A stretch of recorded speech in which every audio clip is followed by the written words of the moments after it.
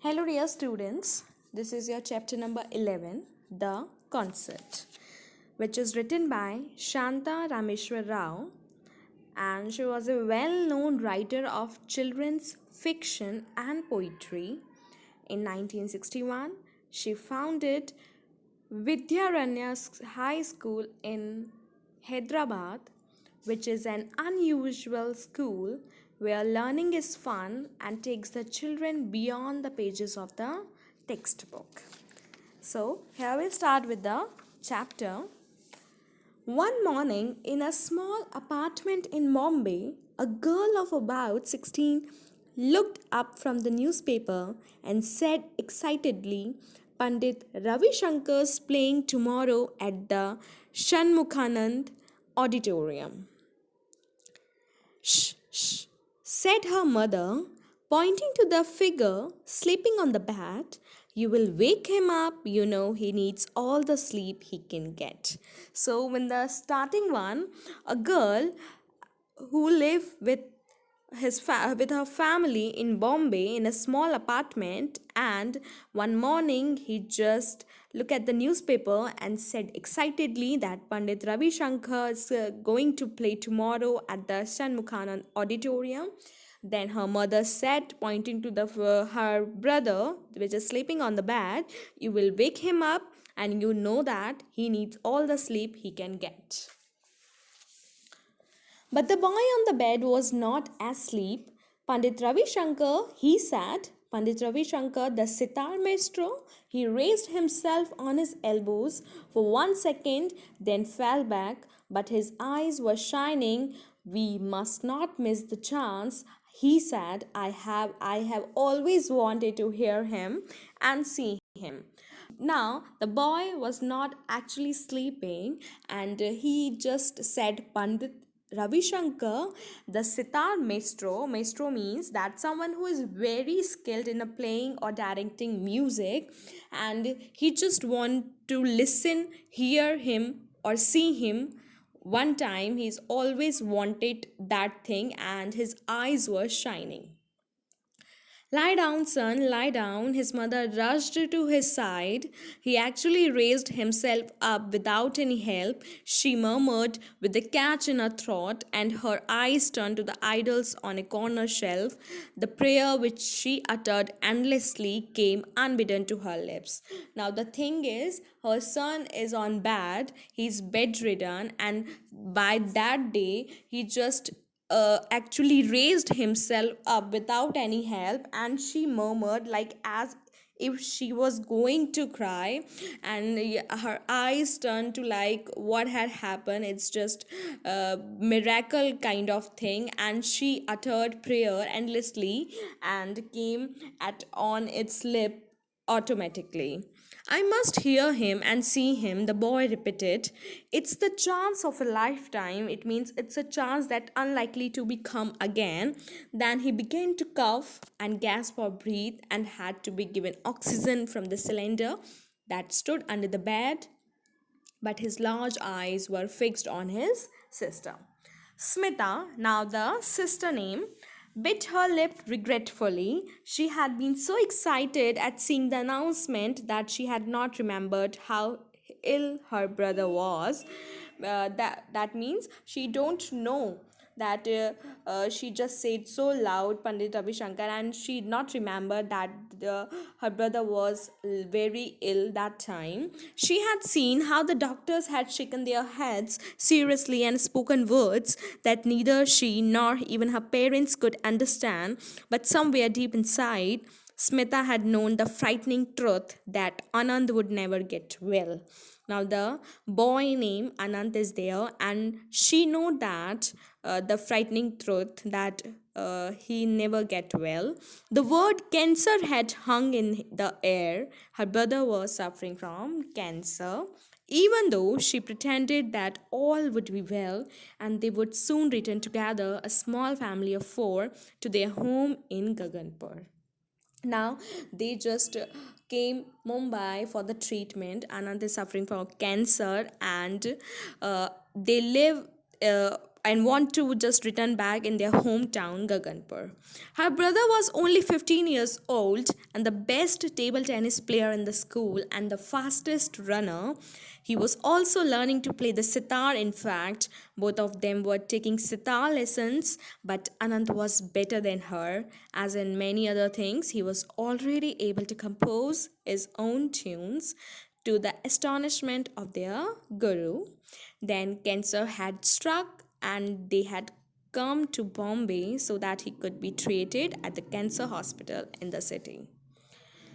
Whenever they came to Bombay, they stayed with Aunt Sushila. Her apartment was not that big, but there was always room for them. They had come with the hope that Anant would be cured in the hospital and he would once again be able to walk and run and even take part in the forthcoming means upcoming that is about to happen table tennis tournaments, and he would start playing the sitar again, perhaps even be a great sitarist one day. Then, but his condition worsened means not that much good with each passing day, and the doctor said, take him home, give him the things he like, indulge him. Indulge means allow someone to have what they just whatever he want, just give them, just try to give all the happiness to him. And they knew then that the boy had not many days to live. But they did not voice their fears. They laughed and smiled and talked and surrounded Anant with whatever made him happy. They fulfilled his every need and gave him whatever he asked for. And now he was asking to go to the concert, the chance of a lifetime, he was saying. When you get better, his mother said. Now, all the things we know that. Now, his mother said, yes, definitely will go, but when you get better, this is not the last time they are going to play, dear. Smita stood at the window looking at the traffic, her eyes wet with tears. Her mother whispered, but you, Smita, you must go. Your father will take you. When she was alone with Aunt Sushila, Smita cried out in a choked voice, no, how can I go without my brother? It's a very sad thing. We have always done things together, Anant and I. I means Smita. A walk in the park might help you feel better, said Aunt Shushila, and Smita was grateful for her suggestion. Yes, whenever we feel sad, yes, that is the thing, it's nature therapy. A walk in the park might help us to feel better.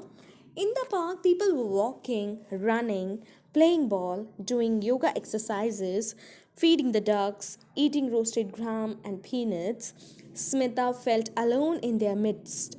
She was lost in her thoughts. Suddenly, a bold thought came to Smita, and as she hurried home, she said to herself, why not? There's no harm in trying.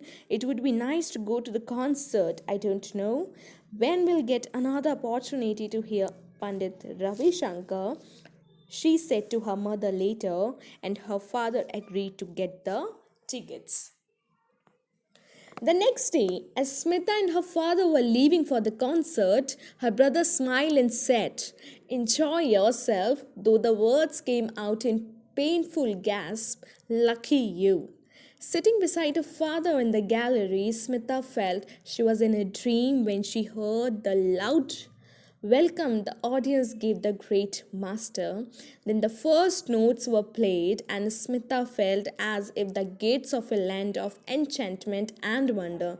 Enchantment is a feeling of a joy and wonder were opening. Spellbound, she listened to the unfolding ragas, that means a traditional pattern of notes in Indian classical music, the slow sad notes and the fast happy ones. But all the while, the plan she had decided on the previous evening remained firmly in her mind. The chance of a lifetime, she heard Anand's voice in every beat of the tabla, that is an Indian musical instrument consisting of a pair of small drums that are played with the palms and the fingers. Now, the concert came to an end, and the audience gave the artist a standing ovation. That means the audience standing up to clap at the end of the performance that was very good and beautiful. A large mustard-toed man made a long, boring speech.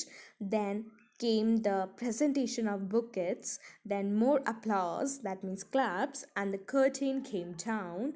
The audience began to move towards its exit. It means the concert and now the audience just go back to their home. Now was the time Smita made her way through the crowd towards the stage. Then she went up the steps that led to the wings. Wings means the sides of the stage, and out of the view of the audience, her heart beating loudly. In the wings, a small crowd had gathered to talk about the evening concert and to help carry the bouquets, teacups, and the instruments. Then he was there, standing with the man who played the tabla for him, the great wizard of music. Wizard is magician of music, Ustad Allah Rakha. Her knees felt weak, her tongue dry, but she went up and standing before them, her hands folded, oh sir, she burst out. What she did, that she just eagerly want to happy her brother, and by that thing her knees like felt weak and her tongue dry. When we are nervous, when we don't know what to do, we so by that time we just have same feeling, and she just stood there with the folded hands and said only oh sir, and just began to weep. Yes, Pandit Ravi Shankar asked kindly, and her story came pouring out. The story of her brother who lay sick at home, and how he launched to hear him and the start play. Will you come to Aunt Sushila's house and play for him? She asked at the end breathlessly. Please, she begged. Please come once. Little girl, said the mustached man, Panditji is a busy man. You must not bother him with such request. But Pandit Ravi Shankar smiled and turned to Ustad Allah Rakha and said, what shall we do, Ustad Sahib? Tomorrow morning we perform for the boy? Yes, he said. Yes, Panditji. Definitely, it is settled then. Settled means decided, that it was very excited. Smita, who came home late that night, Anant lay awake, breathing in oxygen from the cylinder. Did you hear him? Because she just came home, and Anant is very curious about the concert. That whatever happened there, and did you hear him, and how beautiful it is, and so many questions. He whispered. I did, she replied, and I spoke to him, and he will come tomorrow with Ustad Sahib and they'll play for you. The following morning, the next morning, Aunt Sushila's neighbors saw two men getting out of a taxi which stopped outside their block. They could not believe their eyes. Is it really possible? Like, it is not possible, they said. Pandit Ravi Shankar and Ustad Laraka went up the wooden staircase and knocked softly on the door of Aunt Sushila's apartment. They went in, sat down on the divan, it means a long, low sofa without backrest or arms, by the window, and played for the boy, surrounding him with a great and a beautiful happiness as life went out of him gently, very gently. And that is a true story, but all the names except Pandit Ravi Shankar and Ustad Alaraka have been changed. So it's a real story. One boy who's suffering from the cancer, and he just loved the play or the concert of Pandit Ravi Shankar, and once his lifetime he just want to listen them, and his beautiful little sister just make it true for him, and that is very good thing. So that is the chapter about which is written by Shanta Rameshwar Rao. Thank you everyone.